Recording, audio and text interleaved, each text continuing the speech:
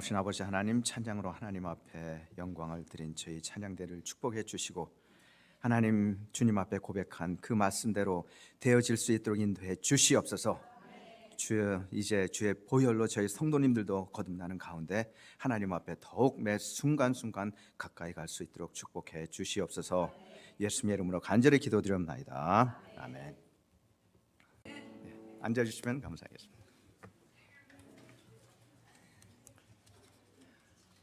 드디어 말씀의 시간이 되었습니다. 사실 설교 말씀을 어느 종들이나 어느 목사님이나 또 사관님들 다 화요일부터, 월요일은 좀 쉬시는 시간이고 화요일부터 주일 무슨 말씀을 갖고 설교를 하나 이제 고민을 합니다. 그리고 기도하면서 하나님 앞에 말씀을 받아서 준비하면서 기도하고 준비하고 또 기도하고 준비하는데 참 귀한 것 같아요. 먼저 하나님께서 저에게 그러한 기회를 주시고 그러한 직분을 주신 거, 그리고 여러분들도 정말 아까운 시간에, 귀한 시간에 주일에 이렇게 나오셔서 하나님의 말씀을 받으실 수 있다는 거 얼마나 귀한지 모르겠습니다. 오늘 말씀을 통해서 큰 은혜 받으시기를 바랍니다. 이 세상에는 하나님께서 원하는 완전한 삶을 사는 사람은 전혀 없습니다. 흔히 말하기를 문제가 없는 집이 없다, 그렇게 저희들은 또 얘기합니다. 아무리 행복하게 보여도 그 집안 사정을 알고 나면 문제를 발견한다고 얘기합니다. 오늘 제목이 일어나 걸으라, 그러한 제목인데 제가 왜 이 제목을 갖고 여러분들에게 말씀을 드리냐 하면은 저 자신부터가 완전한 사람이 아니기 때문에 때로는 가다가 넘어지고, 또 넘어지는 정도가 아니라 코피도 깨지고 때로는 머리도 부딪히는 그러한 경험을 했기 때문에 여러분들에게 이 말씀을 통해서 모두 다 힘든 부분들이 있는데 이 힘든 부분들이 이 말씀을 통해서 용기를 얻고, 그리고 하나님 앞에 이 말씀대로 한번 내가 실천해 보리라 하는 그런 결단을 갖고 실천해 보세요. 그러면 하나님의 기적과 하나님의 살아계신 능력을 우리 삶 속에서 분명히 체험할 수가 있습니다. 로마서 3장 10절에 보니까 기록한 바 의인은 없나니 하나도 없으며 깨닫는 자도 없고 하나님을 찾는 자도 없고 다 치우쳐 한 가지로 무익하게 되고 선을 행하는 자는 없나니 하나도 없도다, 기록이 되어 있습니다. 왜 이 말씀을 저희들에게 하나님께서 말씀을 해주시냐, 강조를 해주시냐 하면 우리는 많은 경우 보면 우리 자신을 의지하며 살아가는 경우가 많이 있습니다. 그리고 우리가 힘들고 어렵고 넘어지고 깨질 때 그때 주님 앞에 와서 주님, 제가 왜 이 어려움을 당해야 됩니까? 사실은 우리 마음대로 살고 주님이 원하시는 삶을 살지 못하고 우리가 원하는 대로 살다가 어려움을 당하면 주님 앞에 와서 내가 주일날 성수도 하고 주님 뜻대로 산 것 같은데 내가 왜 이 어려움을 당해야 됩니까? 그렇게 때로는 착각하는 경우들도 있다는 것입니다. 성경에 보면 약점 투성이인 아브라함, 이삭, 야곱, 요셉, 다윗, 신약에 와서는 베드로, 바울과 같은 사람들, 즉 영적으로 보면 안진뱅이와 같은 사람들이 성령의 능력으로 고침을 받아서 하나님의 나라를 위해서 귀하게 쓰임받은 것을 저희들이 압니다. 저희들도 오늘 설교 들으시면서 주님, 저도 하나님 앞에 많은 거는 못 드려도 자그마한 것이라도 내게 하나님께서 나에게 주신 것 가지고 하나님의 영광을 위해서 살게 해주세요.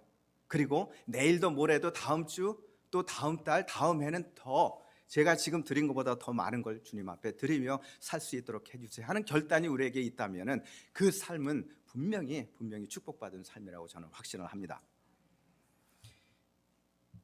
파니 제인 크로스비는 95세 돌아가셨는데 여러분들 잘 아시죠? 미국의 여류 찬송 작가, 그녀는 태어난 지 일주일이 안 돼서 눈이 멀었습니다. 그러나 이렇듯 엄청난 시련 가운데서도 그녀가 주옥 같은 신앙의 노래를 8천여 편이나 졌다고 해요. 8천여 편.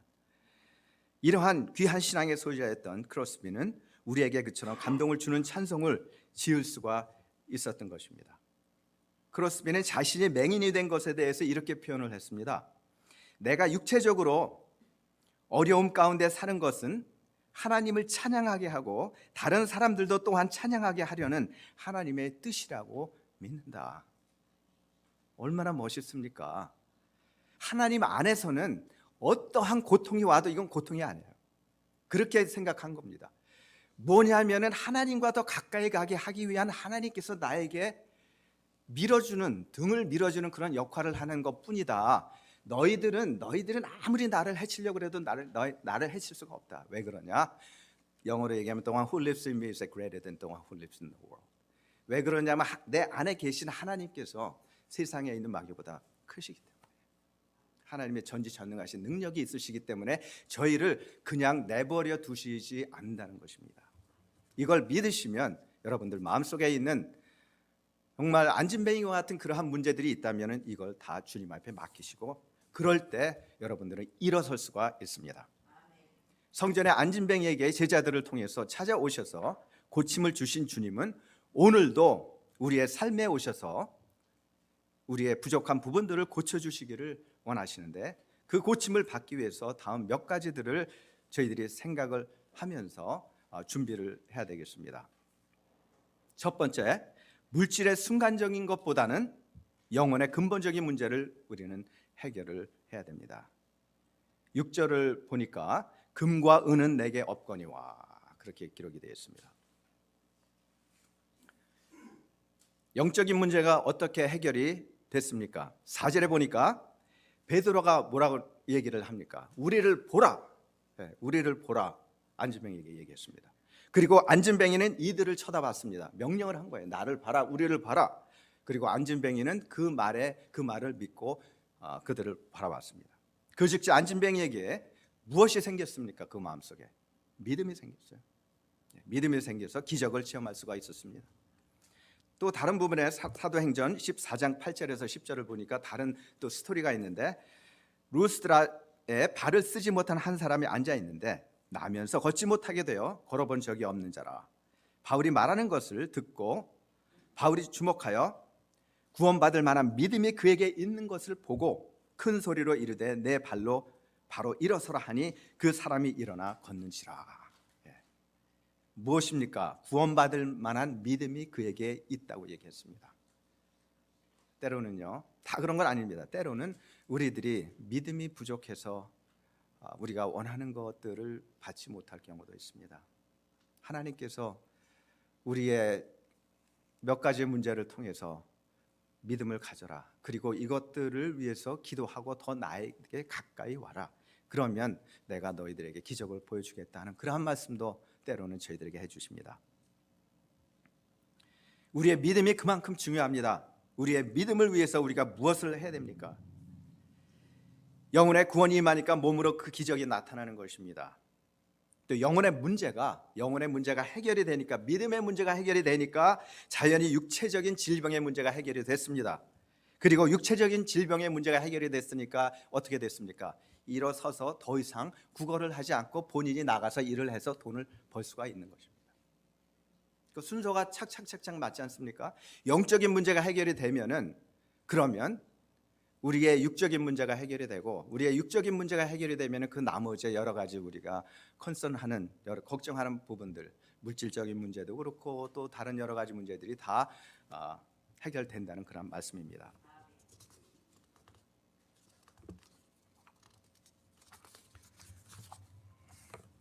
안진뱅이는 항상 주의 사람들에 의해서 움직여졌기 때문에 그 도움을 죽을 때까지 받아야만 했습니다. 그러나 그의 근본적인 문제가 해결이 되자 이제는 사람들의 도움 없이도 살아갈 수 있는 정상적인 남자가 되었습니다.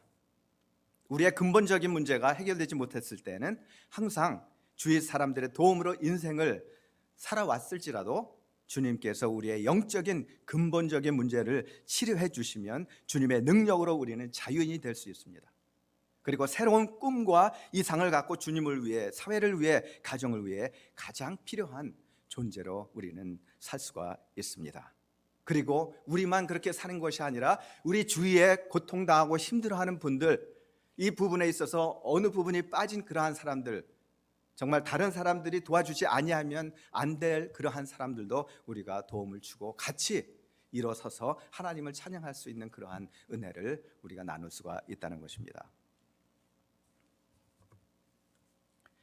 우리의 영과 육적인 불구가 치료를 받기 위해서는 안진뱅이가 간절히 원한 것처럼 하나님 앞에 간절한 간구가 있어야 돼요. 거지들이 일부를 얻기 위해서 얼마나 많은 수고와 구걸을 해서 돈을 법니까? 저 요 앞에서 며칠 전에 봤는데 여러분들도 보신 적이 있을 거예요. 여기 카드보드 있죠, 카드보드. 거기에 홈레스라고 적혀 있더라고요. 그리고 차들이 지나가면은 이거 들고 이렇게 홈레스 돈 달라는 얘기죠. 근데 참 저는 죄송한 말씀이지만 이렇게 돈을 드려본 적이 없어요. 근데 어떤 분이 정말 돈을 주더라고요. 1불 뭐 이렇게 해가지고 1불 정도 이렇게. 그래서 그분들이 그거 가지고 있는 것 같아요. 저는 그거 보면서 뭘 생각을 했냐면은 세상 사람들이 집이 없는 사람들이 1불, 2불을 구걸하기 위해서 그걸 만들어서 자존심 그렇게 상하는데 사람들 앞에서 그거 가지고 돈 달라고 동냥을 하는데 우리는 동냥하는 게 아니죠. 하나님 앞에 하나님의 자녀로 떳떳하게 구하는데 얼마나 간절한 마음으로 하나님 앞에 우리의 필요한 걸 구하고 그리고 영적으로 거듭나기 위해서 얼마나 수력을 했나 하고 있나 저는 그걸 생각을 해봤습니다. 적어도 이 사람들보다는 더 열정적으로 하나님 앞에 매달려야 되는 거 아닌가. 그래야 하나님께서 여러분들의 문제를 고쳐주실 거 아닙니까? 또 해결해 주실 거 아닙니까? 또 여러분들에게 능력과 은혜를 주실 거 아닙니까? 하나님께서는 전지전능하시고 여러분들이 필요한 거 이 세상에서 다 쓸 것을 차고 넘치게 해주시고도 또 남음이 있으신 분이 하나님이신데 누구를 의지하고 여러분들 사십니까?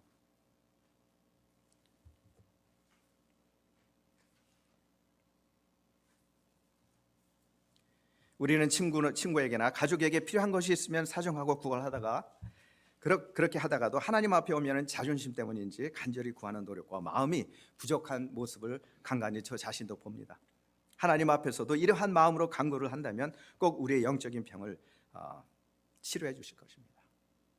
누가복음 17장 12절에 보니까 문둥병자가 나음을 받았을 때 예수님께서는 그들에게 제사장에게 열문둥병자 말씀을 드리는 겁니다.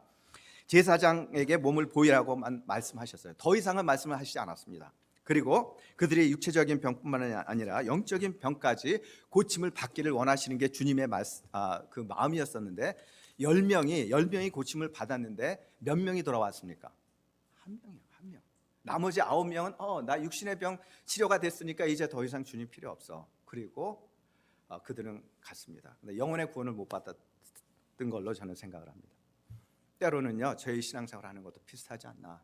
정말 하나님께서는 육체적인 필요한 가시 때로는 육체적인 병을 통해서 영적으로 우리가 정말 하나님 앞에 고쳐져야 될 부분들이 고쳐지기를 원하는데 영적인 것은 별로 마음이 안 가고 육체적인 거 육적인 거 그런 것들이 해결이 되면은 뭐 이제 주님 앞에는 조금 천천히 해도 되겠지. 예배는 조금 천천히 해도 되겠지. 가끔 빠져도 되겠지. 가끔 기도 안 해도 되겠지.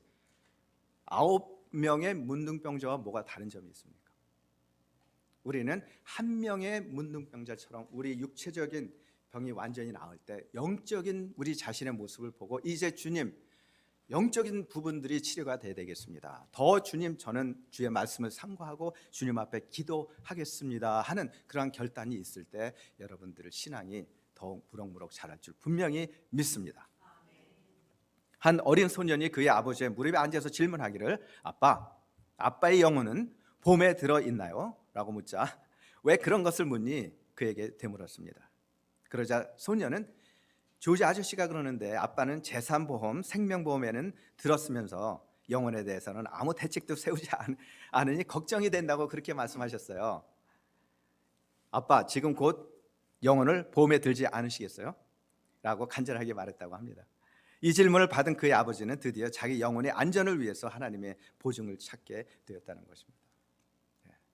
왜 이 말씀을 드립니까? 우린 보이는 것들에 대해서는 관심이 많고 신경을 많이 쓰는데 정작 보이지 아니하는 영적인 생활, 영적인 삶, 하나님과 나와의 관계에 있어서는 별로 그만큼 열정적이지 못하다는 것입니다. 우리는 더 그 부분에 있어서 하나님 앞에 열정적이 돼야 되는 것입니다.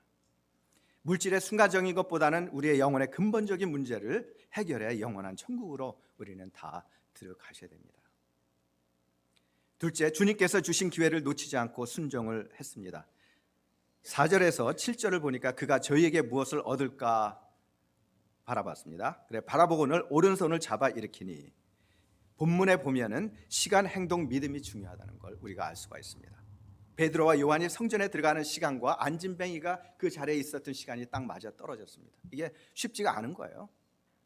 때로는 주님 앞에 나와서 기도할 수 있는, 하나님께서 우리에게 컨빅션을 주시는, 마음에 회개할 수 있는 마음을 주시는 그것들도 하나님의 은혜입니다. 예, 그 시간을 정확히 알고 하나님께서 뜻하시는 바를 우리가 깨닫고 사용을 할 줄 알아야 돼요. 그 다음에 어떻게 했습니까? 나를 봐라, 쳐다보라고 할 적에 그때 행동으로 옮겼어요. 그 다음에 마음으로 믿었다는 것은 바로 마음이 그래서 세 가지예요. 시간이 맞고 그 다음에 행동이 옮겨졌다는 거고, 그 다음에 마음이 하나가 되었다. 이제 여러분들도 신앙생활에서 더 하나님과 가까이 나아가시려면 하나님께서 주신 이 기회들을 포착을 잘 하셔야 된다는 말씀이에요. 그리고 또 하나님께서 기회를 주실 때 우리 행동으로 우리에게 봉사할 수 있는 기회를 주셔서, 정말 저희는 와서 보니까 계속 데이 캠프가 이루어지더라고요. 근데 저희 정교님들, 부교님들, 또 성도님들 돌아가면서 부엌에서 참 어려운 일을 감당을 하시는데 너무나도 감사했습니다. 정말 저렇게 열심히 하나님을 위해서, 어린 생명들을 위해서 도우시는데 하나님께서 축복해 주시옵소서. 행동으로 보인 거죠. 하나님 사랑한다는 것을 행동으로 직접 보인 거예요. 그 다음에 마음으로 믿었습니다. 나에게 있어서 제일 중요한 것이 무엇인지 알아야 됩니다. 만일 물질의 눈이 어두운 사람이었다면 물질을 달라고 했을 거예요. 베드로를 통해서 주님께 고침을 주시려고 쳐다보라고 했을 때, 그때 물질이 필요했다면 돈만 주세요, 그런 거 필요 없습니다, 그렇게 얘기했을 것 같아요. 그러나 믿고 순종을 했습니다. 그리고 금과 은이 없다는 말에도 동의하지 않고 베드로가 손을 잡았을 때 의탁을 하였을 때 발과 발목에 힘을 얻고 고침을 받았는데, 여기서 중요한 키포인트는 하나를 여러분들이 찾으셔야 돼요. 뭐냐? 이때 아주 중요한 것이 우리의 손에 무엇인가를 들려져 있으면 베드로의 손을 잡지 못했을 거예요. 예, 주님께서 원하시는 게 empty hand이에요. empty hand. 예, 주님만 붙잡아야 돼. 다른 것들을 붙잡을 수 있는 손이 없어요. 그러니까 주님만 붙잡아야지 다른 거하고 같이 붙잡을 수가 없다. 이 사람은 다른 거 다 제쳐놓고 보고 일으키려고 할 적에 그 손을 잡은 거예요. 그리고 이제 기적을 체험하게 된 것입니다. 이같이 주님께서 우리에게 순종하라고 하시고 우리를 고치시기 위하여 손을 붙잡기를 원하실 때, 주님께 우리의 손을 드리고 온전히 의지한다면 주님의 기적을 우리의 삶 속에서 늘 체험할 수가 있는 것입니다. 로마서 12장 1절을 보니까 내가 하나님의 모든 자비하심으로 너희를 권하노니 너희 몸을 하나님이 기뻐하시는 거룩한 산 제사로 드리라. 이는 너희의 드릴 영적 예배니라. 예배란 제사입니다. 산 제사는 나의 존재를 주님의 제단 앞에 제물로 바치는 것입니다. 주님께서는 죽으셨고 부활하셨고 승천하셨습니다. 주님은 승천하시면서 우리들에게 이렇게 부탁을 하십니다. 너희가 나의 증인이 되어다오. 내 손을 나에게 다오. 내가 내 손을 통해서 잃어버린 바 되고 상처받고 절망하고 통곡하고 눈물을 흘리는 이 불쌍한 사람들의, 이웃의 손을 잡기를 원한다. 내 손을 내게 다오. 그럴 때 거절하시겠습니까?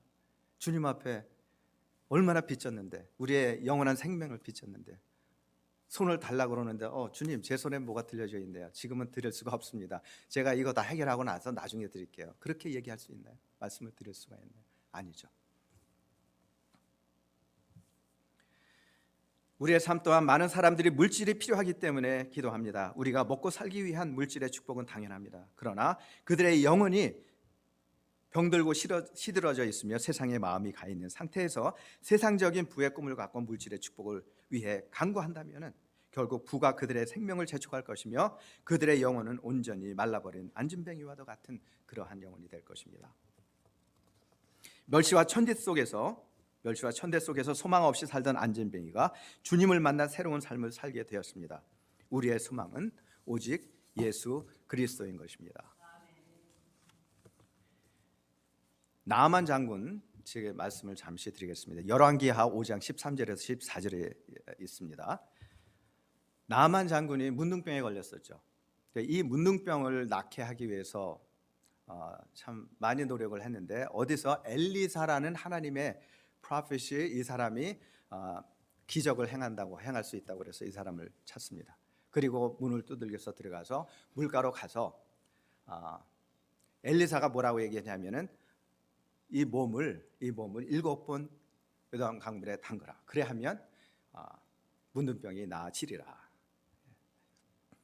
13절에 보니까 그러나 부하들이 그에게 가까이 와서 말하였습니다. 이제 그렇게 얘기하니까 요단강물이 이게 물이 흐리고 별로 깨끗한 물도 아닌데 내가 왜 여기에 물을 7번 담가야 되나? 도저히 맥센스가 안 됐어요. 도저히 이해가 가지 않았기 때문에 안 한다 그랬습니다. 그때 부하들이 얘기를 했습니다. 13절에 보니까 그러나 부하들이 그에게 가까이 와서 말하였습니다. 장군님, 그 예언자가 이보다 더한 일을 하라고 하였다면 하지 않으셨겠습니까? 다만 몸이나 씻으라고 하는데 그러면 깨끗해진다고 하는데 그것 좀 못할 까닭이 어디에 있습니까?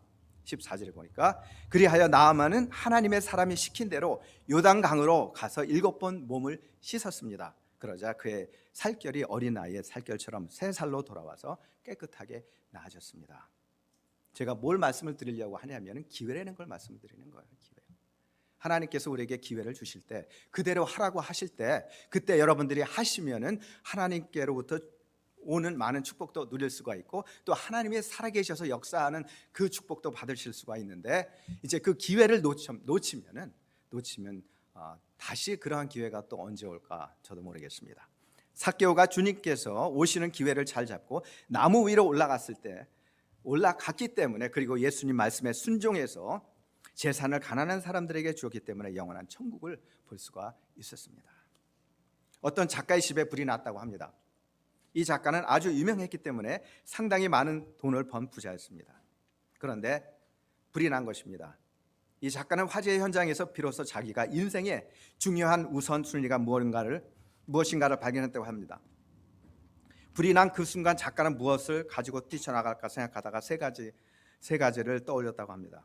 2층에서 잠을 자고 있는 자기 어린 아들과 그가 지금 야심을 갖고 써나가고 있던 소설의 원고 뭉치 그리고 자기의 장롱 속에 누워두었던 돈이 생각났다고 합니다. 결국 이 사람은 2층에 있는 어린 아들을 구하여 뛰어나가면서 원고보다도 자기 아들이 더 소중하다는 것을 깨달았다고 합니다. 저에게 있어서 예수님은 제 아들이 셋이 있는데 세 아들보다 더 중요합니다. 제가 아끼고 사랑하는 아들들이지만 그들은 제가 고독한 죽음의 다리를 건널 때 저와 같이 그 다리를 건널 수가 없습니다.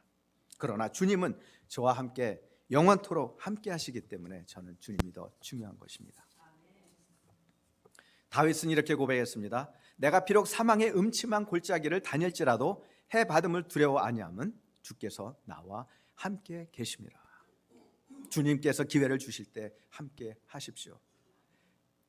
마지막으로 끊임없는 은혜를 위해서 끊임없는 회개가 필요합니다. 19절에 기록이 되어 있습니다. 그러므로 너희가 회개하고 돌이켜 너희 죄 없이 함을 받으라. 이같이 하면 유쾌하게 되는 날이 주 앞으로부터 이를 것이요. 그렇게 기록이 되어 있습니다. 베드로와 요한이 성령이 임하기 전에는 나약한 한 사람에 불과했지만은 성령이 임하고 나서 권능을 그들이 행했습니다. 담대히 하나님의 말씀을 전파할 수가 있었습니다. 베드로와 요한이 이 안진뱅이를 일으킨 것이 바로 많은 사람들의 영혼을 하나님께로 인도하기 위한 하나님의 섭리였을 것입니다. 베드로는 이 기적을 일으킨 후에 담대하게 하나님의 말씀을 전파합니다. 비록 나는 이 안진뱅이를 일으켰지만은 하나님의 계획은 이 안진뱅이를 일으키는 기적을 통해서 이 쳐다보는 많은 사람들에게 하나님의 말씀을 전하는, 그래서 그 영혼들이 이 기적을 보고 또 말씀을 듣고 그들의 영혼이 회복되어서 하나님 앞에 구원함을 얻게 하는 것이 하나님의 뜻이 아닌가, 이제 그것을 말씀을 드린 것입니다.